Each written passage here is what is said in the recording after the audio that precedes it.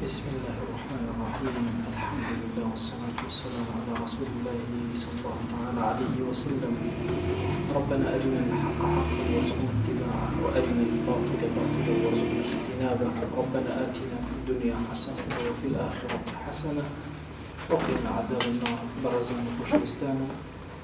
لا خزمة كتابنا بالداء والدواء للإمام ابن القيم رحمة الله عليه،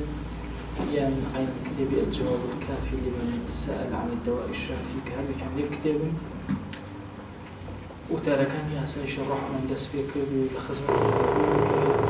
ابن القيم رحمة الله عليه السنة فرموي حتشي نخوش شكل الإنسان إلا شفايه لرب العالمين. ولنو أم نخوشيانا كومولا نخوشي جسدي إنسان وكومولا نخوشي معنوي إنسان ضلي إنسان هند جار روح نخوش أيوب بيستي بأسايش هي إمش أمزج لو تارين نخزود أكتب نيابة دس بيكت سنتا فروي باشترين دواء إنسان قرآن ولا خزود بوني قرآن وخلني قرآن ولا بركني قرآن خزمت كاري قرآن بهم ما نكان دوها من دانا دعاء وقارن وخوك سكرن والزليلي ولا الله ولا بدن رب العالمين. سهم دانا باسي أعمال خير وكذا فرمي إنسان شني أعمال خير كأو عند الزياتر أبت الشفاء يا أبت المرهمي سارش كري برينا كاني شبريني روحي بيت شبريني ضلي بيت شبريني جستي بيت. بلا مروف لكاتي إيش كردنا لكاتي كار كردنا هند جار الشيطان زفري بإهنا وأي خلطين بتامتي لمسائل السبب كان زور بعجيب إنسان أخلطين، يعني هيك ولا السبب كان كإنسان بسيريتي أخلطين أو كدائما أخوي ذاك أنا قدرك لو تارك بتفصيل أسمع كيف يعني أيوة الراكة على البشر يقول لسلمني وسيت المتشبكة أيوة بمو الراكة أنا ضلي أخوي دروني أخوي مرتاح نيا يا الناس المسائل جبر عند جار أخوي رزقارك بحسابي أخوي نازل عينا أو أنا مداوي الشيطان بوينا وتوا. وهذا جاء هذا النصوص القرآن والسنة أقريت بر بس باسي أوانك وبس أوانا هنا تبيشاي ويتري وازدي هنا أو دقانيك باسي رحمي فراواني رحمي خواك بس أوانا هنا تبيشو وازين كهمو أمانة حلم أبتشار سركلا إنسان وسلمان أدب راسي بمعنى هاي كلمة لآستيكي زور برزي خواناسية إنجا أو دقانة بخوانته أقر كموكريكي بأميدي بكخوي ولا كموكريك يعني يقولي أمرو باسي في الله يشتر في الله كان الشيطان كان كلكاتي كرده وكردنا توش من الأبي أميش قماني باش بردن بخوا جل جلاله. طبعا الإنسان مسلمان هو قماني باش برب العالمين بري دهان فرمايشتان هي لسير بلام آية كي أو كسيك قماني باش برب العالمين أبا آية كسيك همو جاني بريتيلا تاوان وخرابكاري وعصيان ولا ظلم باش وظلم باك آية ورزقاري أكام وتصور كمثلا هیچ شيء نهشتوته بويا ابن القيم بدريجي باسي أمك على هندكس هي حاليا دوا بجواني قمان بخواو آية أما تواوا كفرمايشتك هي مثلا في غمريان صلى الله عليه وسلم أنا عند حسن ظن عبدي بي من لجي قماني باشا عبد كان بمن فليظن بي ما شاء باتشانك أكري تشانك أتواني قماني باش بمن بل كابو ببي أم فرمايشته إنسان هرشتك قمانك باشي بخوا بروا هستك كخوا بروا بي أو قمانه لقلي أجولته أجر باجو إلا هشته باهشته. ولا ريب أن حسن الظن إنما يكون مع الإحسان. بلا ابن القيم ردي أماكاته وفرمكولا أم حسن ظن كاتك كإنسان شاكا كارب أجر شاكا كار نبي عمومي جاني شاكا كار نبي حسن الظن شي بخوا أبا أي بيوايا يعني كهرب هوانته هرشي خراب بكاري بيك ولا ضلم باشو ويا خو عفو ما كيت خو عفيك أما هذا لفكرة دروزو بويا فرمي محسن أو كسيت شاكا كارا أجر قماني باشي بخواي جورا برلسروي كربت شاكا باداشتي أداته خواي جورا شاكا باداشتي أداته توبة قبولك مجازاتي أكا قد خواي جورا خلافي وعلي خوي ناكا أي أو كسي كوا مسيء خراب كارا مصر لسب جناه كبائر ظلم أكا مخالفات شريعتك أو وحشتي معاصي وظلم حرام أكا ممنوع أكا للرحمة إخوة أو رحمة فري إخوة برأولاك أي باشا قماني باش بردن بو أو كسيك وهمو جاني نقم بوو نغڕۆ بۆ لە خراپەکاریە چه سوودێکی پێگەێنێ؟ هیچ سوودێکی پێ ناگەێنێ. ئەفەرمێ وەکو عەبدێکی ئابق، عەبدێکی ڕاکردە کە دەرچووە لە تاعەتی سەیدەکەی و ڕۆشتووە، ئەبێ گومانی چی بەرێ بە سەیدەکەی؟ سەیدەکەی چی بۆ بکە؟ هیچ ئیشێکی باشی بۆ سەیدەکەی نەکردو. اینجا ئیسائی ئینسان لەگەڵ ئەحسانی ظەنە کۆنابنەوە پێکەوشتی وان نییە بڵێ وەڵا کاتێکیان گومانێکی باشی هەیە و خراپەشەکە نابشتیوە. ئەسڵ ئەو کەسەی کەوە ئیسا ئەو خراپەکاریەکە بە ئەندازی خراپەکەی دوورەکەوێتەوە لەخوا و تووشی وەحشەتە بێت. ئەی کێ گومانی باش بەخوا بە ئەو کەسەی تاعەتی زۆری خواکە؟ حەسەنی بەسری بۆیە ئەفەرمێ لە قسەیەکە ئەفەرمێ ئین المؤمن أحسن الظن بربه فأحسن العمل. ئیماندار گومانی باشە بەخوا، کردەوەی باشیشەکە. کافریش گومانی خراپە بەخوا، پێی وایە خوا زیندوو ناکاتەوە، گوێن ئەداتێ کاری خراپەکە. کەوابوو حوسنی ظن بریتێ لەوەی کە ئەبێ یعنی پاڵە پێوانێ هاندەر بێ بۆی تۆ چاکەکاری بکەی، ئەوە گومانی باشە بەخوا. چۆن ئینسان ئەبێتە محسینی ظن بەخوا کە شاریدە لەخوا، دوورە لەخوا؟ اینجا هەموو دەقەیەک لەناو مەساختی غەضەبی خوایە هەڵەسووڕێ. شوێنە خوا پێی ناخۆشە چێتە ئەوێ پێشی وا بێ خوای گەورە یعنی بەر ڕەحمەتی خۆی ئەخا. کوێ شوێنی لعنەتی خوایە و دووری لە ڕەحمی خوایە و چۆتە ئەو شوێنە. اینجا قەناعەتی ئەو هەیە کە بەهۆی ئەوەی کە گومانێکی باش بە دڵیایەت ئایا ئەم کەسە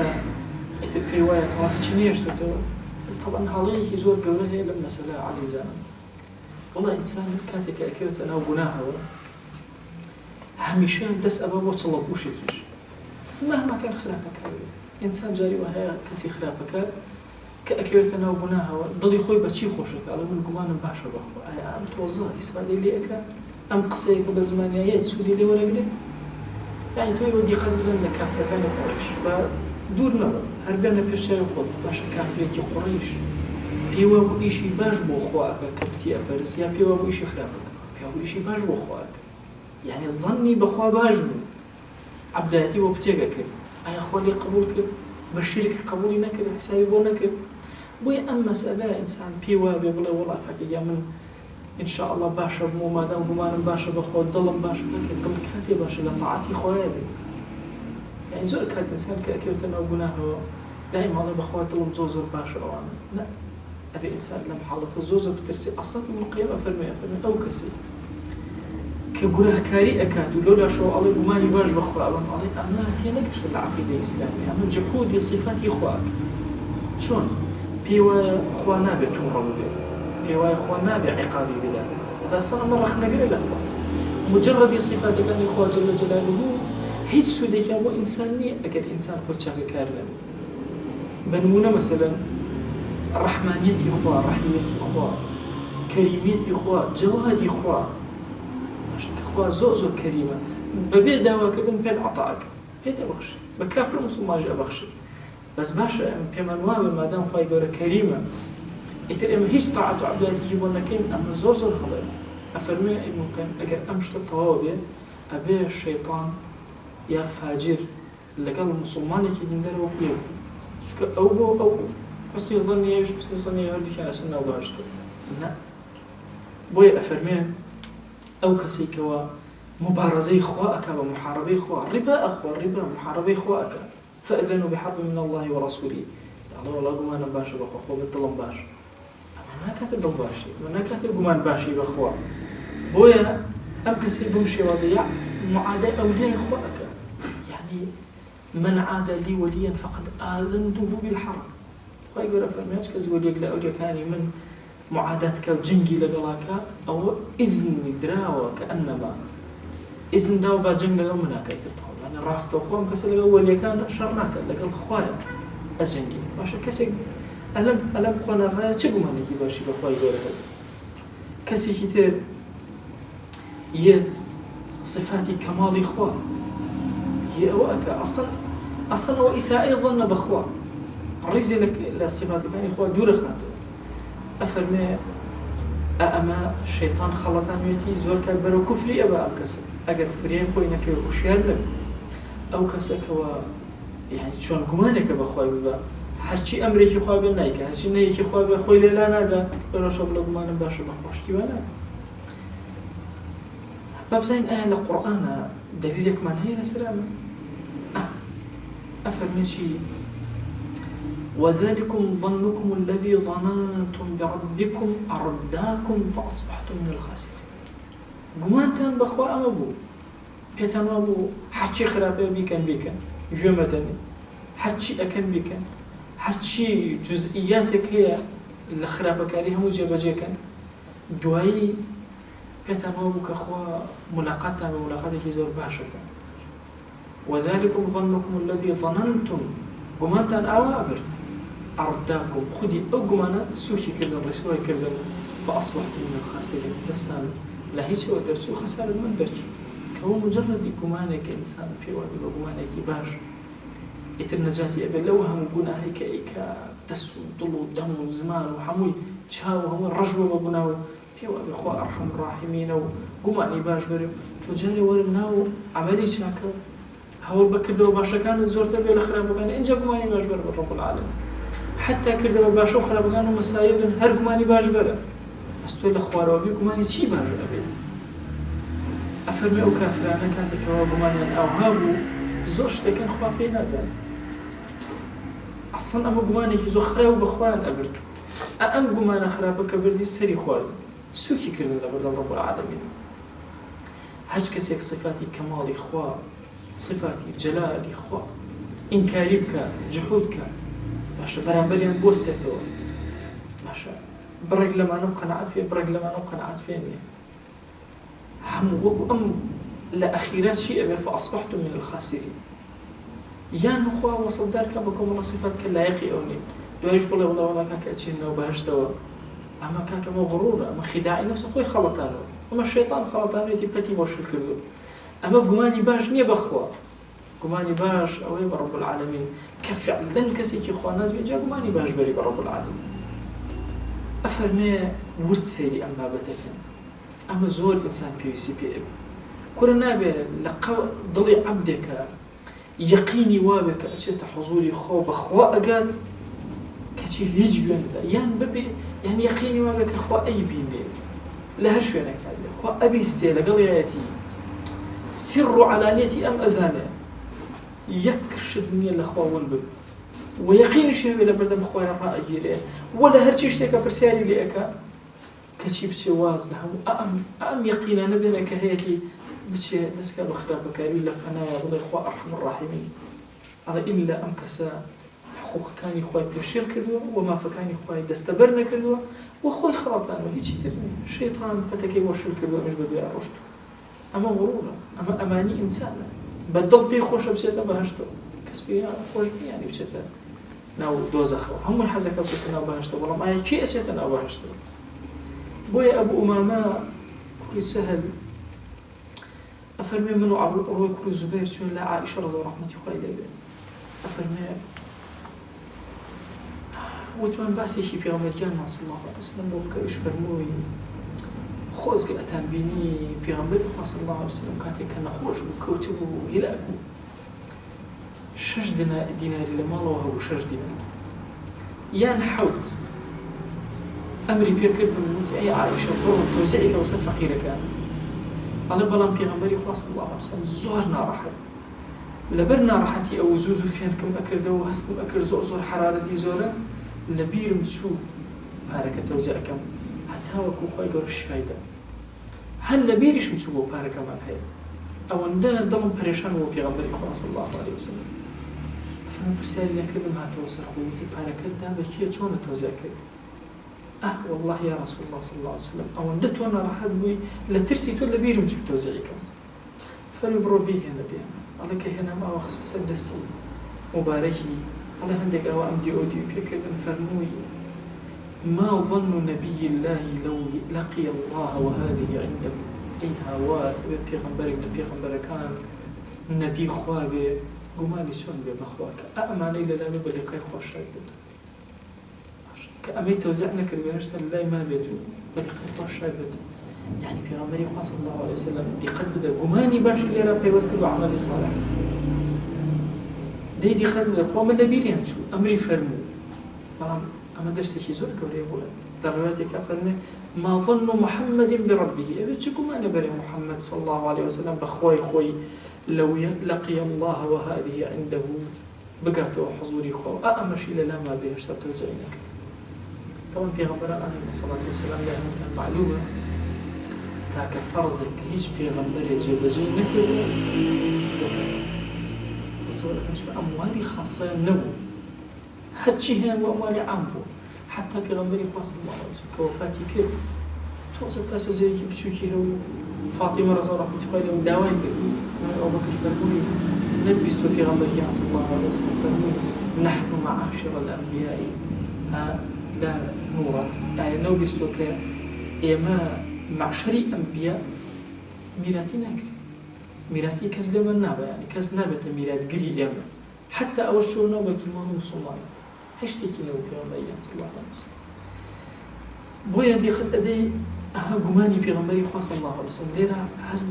جريمه أكا أما چند پاره ما أتو يكسر بيد لشي أكا للظنكي بخوا أما ظنك تبقى شون ملاقاتي خوا أكي كأما ويشتر لامو أي تو شون قماني باش بخوا أبي كتشاك لقل طار جولته وكا هبو جانت بريتي لقناه كاري وتاوان كاري ورجمي لقناه فيا لله ما ظن أصحاب الكبائر والظلمة بالله إذا لقوه ومظالم العباد عندهم أي هاوار أبي أصحاب كبائر ظالم كان أبي قمان يعني شون ببران بالبخوا كبقن وأخوا جل جلاله مظالم عبد وسرشان يعني شي بكن يعني شي جواب إخوا بنو شون بتشرويك فإن كان ينفعهم قولهم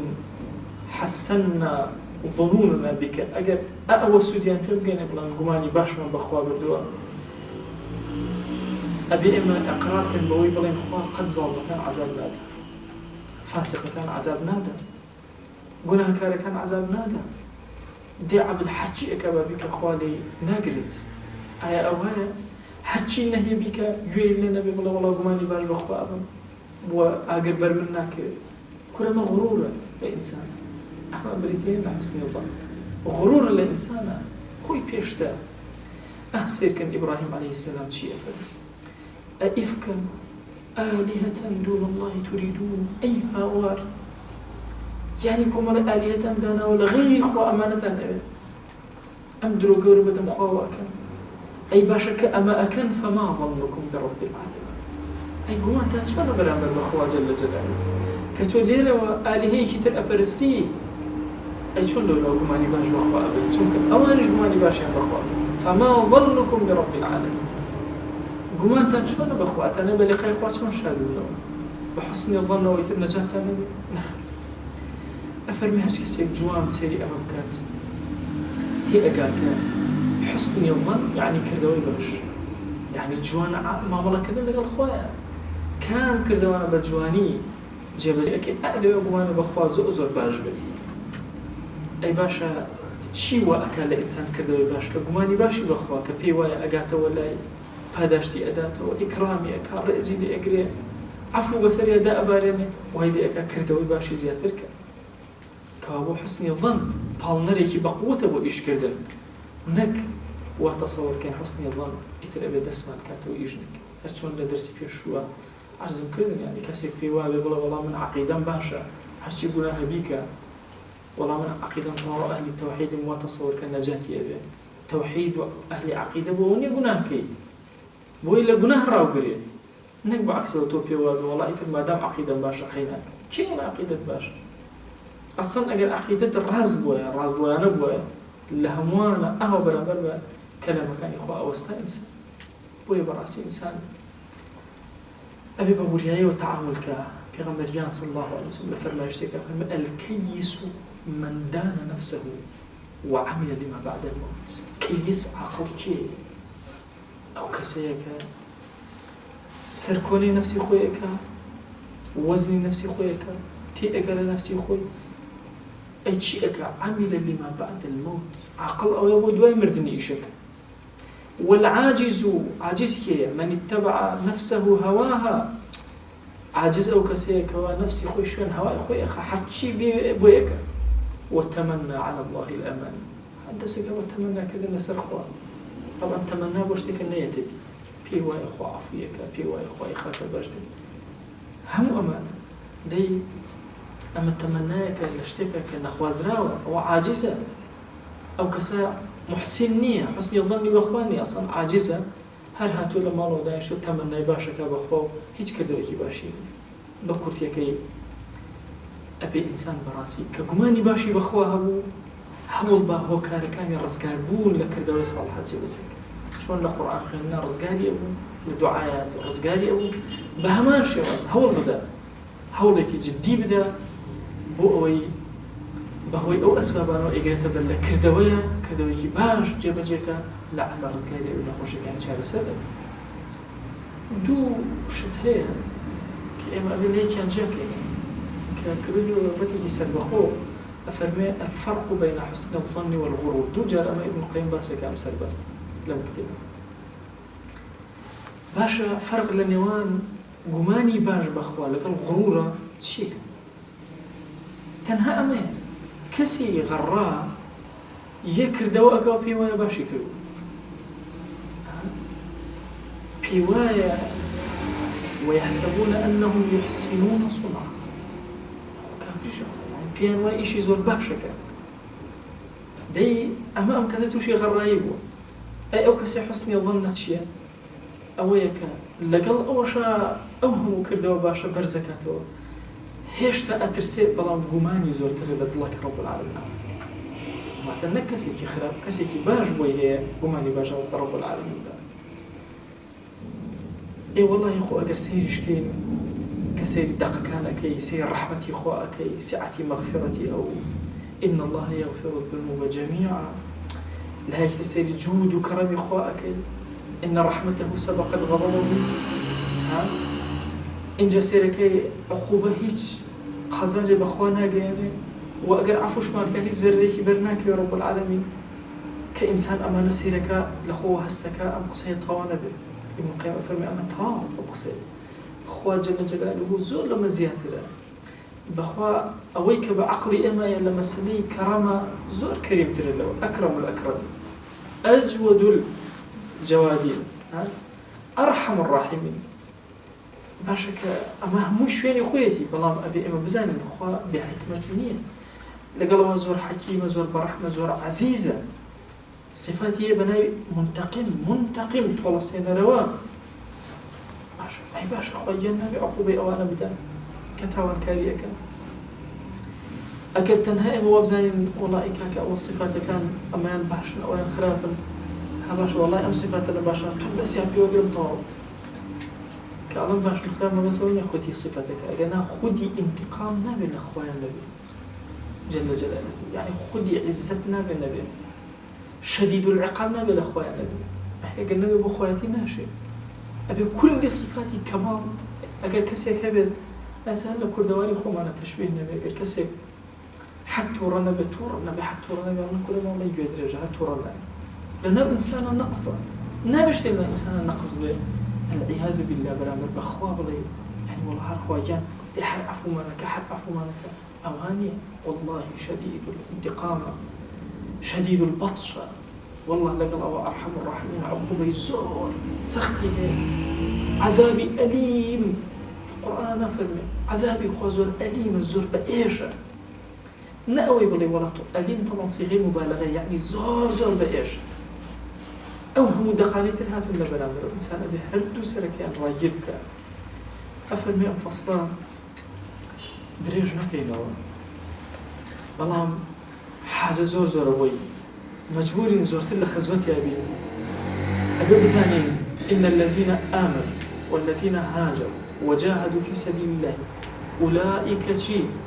يرجون رحمة الله. إيمان هنا هجرتي ينكردوا جهاد ينكردوا إن شاء حسن ظن هي رجايا ويخو عفو ينكا والله غفور رحيم. يشترناش لعفو ينكا الله غفور رحيم بغير مباشر الله إن شاء الله لي أنا أقول أفرمي أما أهلي رجاء يعني هاتوا إيماني هنا وهجرتي كله جهادي كله طاعتي أما أهلي رجاء أما أهلي حسن ظن بخوان كسيكي بطالي بهكار فاسقي بدين بيقولوا حتشي نكر بيقولوا والله كتقماني باش بخوا يرجون رحمة ربه يرجون رحمة الله قوابي والله أقات بالرحمة إخوان ناقا يا أفرمي ثم إن ربك للذين هاجروا من بعد ما فتنوا ثم جاهدوا وصبروا إن ربك من بعدها لغفور من بعدها أو كسانك وإيمانيا هنا وهجرتيان كردوا توشي فتنبون لنا مكازا إنش زحمتي كان خوار لبناء أوشا دوايش هجرتيان كرد جهاتيان كرد آراميان كرد شهادتيان بقصوات بوهدي كان إن جاء فرمان لدواي أمان أخوة غفور الرحيم يعني دواي كردوا يسال الله أرحم الراحمين نكتب يدوابي لهم شوينك أيتر حرشي أكي بكو أخوة أرحم الراحمين إثر جوا بهشتك لصفاتك أنت يا رب العالمين براسي كسي جاهل بالموضوع توشي غراية بالشيطان توشي غراية برب العالمين أقاشي لخويني بيواي إشي باشك يعني خطر تريش تيكوي كتو إشي وكي بيدوا باش يعني حسابي خود حسباني خود أنهم يحسنون صنعا وزايش إشي زور باشكي بلهم لم لاشو إشي تشتكي مقبول نمي وشتكي باشي ويا عزيزي كان أم بابتانا ابن القيم زور لسدي أربعة شو كبراسي قناغك لقناغك يعني إنسان كهاد قرآن يخلن ما شاء دعاء زور يخلن كردوا صالحي كرد ها وردود لقناغك توشي فتولة الشيطان والديك ها أخوة أرحم الراحمين شيء أكيد كبخوار عفو ما أكا جوانا ذاتي دسكا ببناه كاري مهما كان لسروبي مهما كان بيدا مزرابه أفرمت شيء آياتك أن تزل قدم بعد ثبوتها سبحان الله ممكن قاتشك هل خلصك لرأي لا بدأ بعد ثبوتها دوار طاو قاتشك كان جيجير كدوه كسيكي زور ديندار خوا ناس قاتشك جيجير كدوه قاتشك مخلص الشيطان خوازي لنا يعني أنواع شيء يرشبوا إينا أيتو تشون خود راجيب أكي أجر بيتو تنها وبشتي إلا بكيتو والله إخوة أرحم الراحمين بوي أجر دقت هندابة دعوة بانجوازي بيشتر بركة دار وجتربوا لدعوة بانجوازي است التصور كان لها اشتاكانا هل يوصل لدعوة بانجوازي باسل يعني العام يكون سنة زور طبيعي أدبيني كسرك باسي جهنم بوكا باسي بهشتيش بوكا باسي غضبي خواد بوكا الترسيني بشارة كان يشبهوا باسك هردو لا أمين لبين خوف والرجاء أي أستر زور ترقم محاولة كان رجاء كان بشان يخلق ويخلق السيما كتولد بلا يقولها آسان إما بيما نوايا أستر هل كسي تشوار كلمة عقيدة خلال تتقوم هجكير شيء نمر بهج جاقيت بويا جورك لغروريات لناخي هرتاكي كفر الإسلامية دروزو أبي تشارة سر كريم روك كان لنا وتكانوا أم حالة دروزو يعني إمي إسلامي هميشه بيمن ويا إما لنا وباش تقول لنا دوزخ وهمي الزور ممكن إما أوانا بنكلنا دوزخ وإنسان مصطفى بزور بورياي تعامل كهال سكوت كأجاي لي دعاء كدعاء يعني بيا باشان حتى بياني خيال لنا كدعاء أنا أباشا بو أورا جناه كده كل جناه شيء إن شاء الله جناهم كده أترسم عاقبتهم خراب يكتر كل أي هاور شون نقريب آخر شون نقريب لبدأ رب العالمين بياني سبينها لبدأ قوي الرأي جينا برسالة ليك ويبرزة أندرسان ابن القيم بو أسايش الروح منزل قريب والله أسايش الروح تنها بو دروزنا به إنسان بحلباته ولا كل أخوة كوريه والله أبي طاو أو تيجيشني عقيدة كتو شون لصفاتي أم لا تيجي لصفاتي أو لاش تيجيش تبي شون سير رحمتك ولا سير غضبي شكر دبي شون للرجاء جيابي لخوفي شجيابي إن جاءتواني بهرت بالبروي برو رب العالمين هنجاوبني ماشا أجل ببيرتان بجاران كي جرأتي الاعتراف بجناح بروك لهم كل سنة ما أجر بياري لشوينة بكو جاي خلق أشوينة تركك أنا بزبي خود أبي وشان أي أستا هل لشاشة موبايلك كمان الشوان سيري كشتنك بلا زور طبيعي لشاشة تلفزيون سيري كشتنك يعني زور بلا منو أسايب وتو جناه سير كردن جناه بلا أسانا كردن كنت أقسم لخزمت أنا زانانا فرمون ممكن نية ولما وصعدنا شخصا كله أقر باقي لطفي لبنا كردين لو أتشي لحول محاضرات ده محاضرة بس هي سكاني خوت عمود شون خوت تعبيره كانوا شو زور خرابة كس خو كس بجبرت يعني رواقا لمسائل خو همون هنا كان مدرك قد إنسان خير هو كذا نعمة في قاعدة إن شاء الله خير خوتا تعبيرك مسائل خوي لشتى يعني خطر كان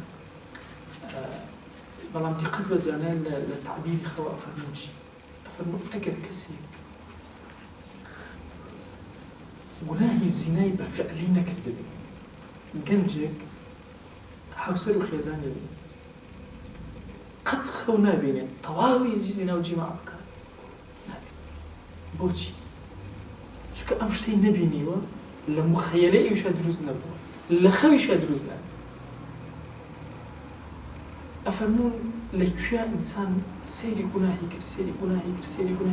جناه بلا طبيعي بيته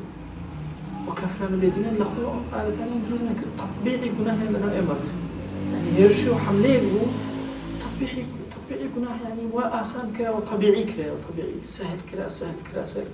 بوسك إنسان كسيري كلا لا باشخاني ذهني أما دروسه بجناه والدولة توشي جناه بوي تصورنا كإنسان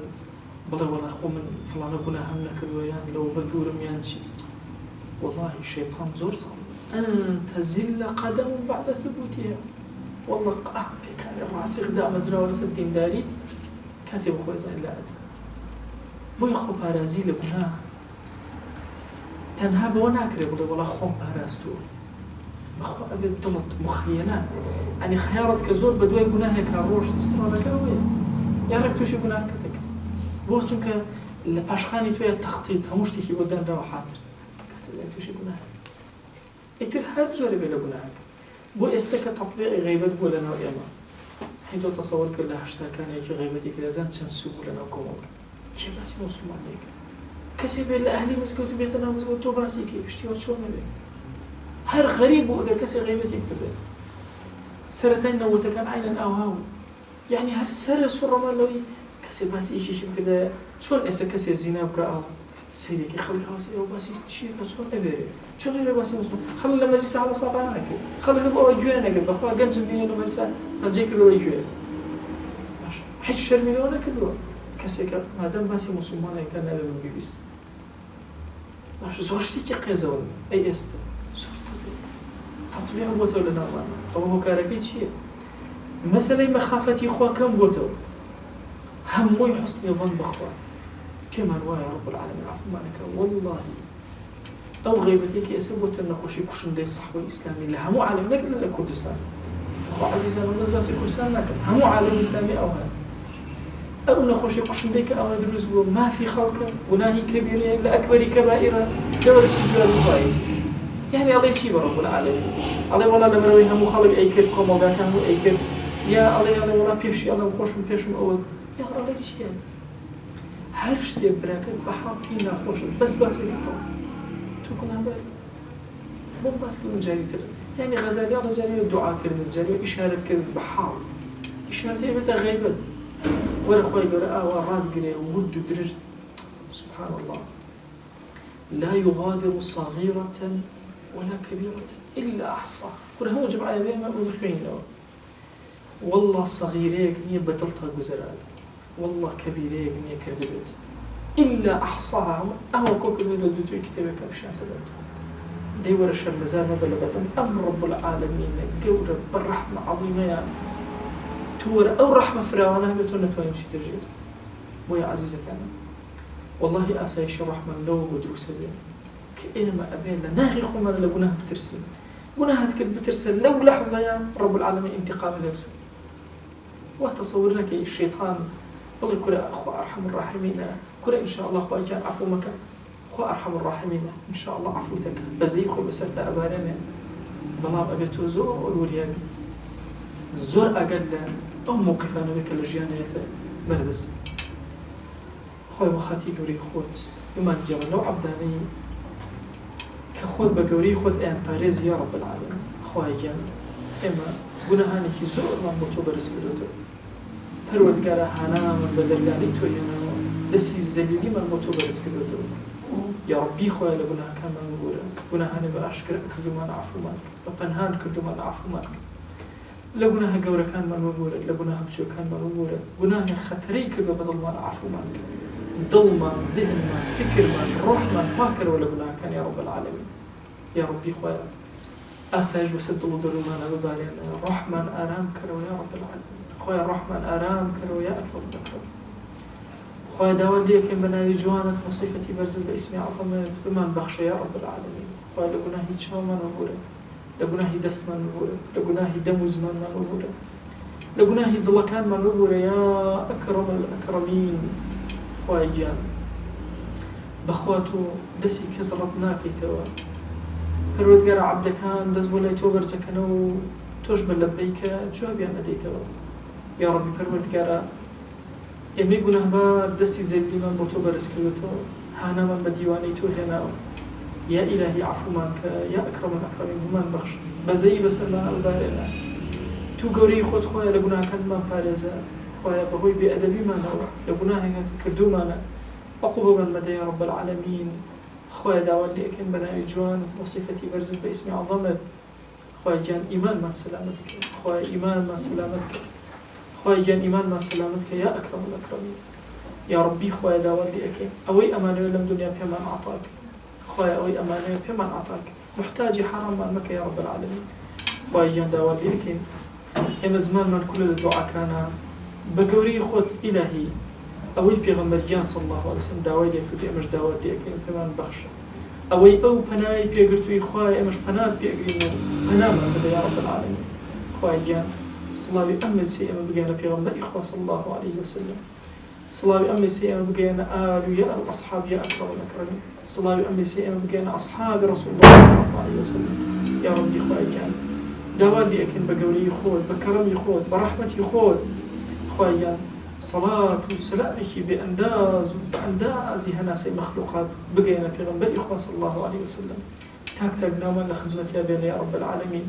يا ربي إخوة من جرى لو عبداني كفي غنبري إخوة صلى الله عليه وسلم دوري لي عاد الزبيع كذا مشاو برجك برنبريا من جرى لو عبداني كفي غنبري إخوة صلى الله عليه وسلم زؤ بجواني في جوازيانك آمين آمين والحمد لله رب العالمين وصلى الله على سيدنا محمد وعلى آله وصحبه وسلم تسليما كثيرا أبدا إلى يوم الدين. الله يقول لنا هم مشي وجبوله سفرز من يا رب وقد ما خبوا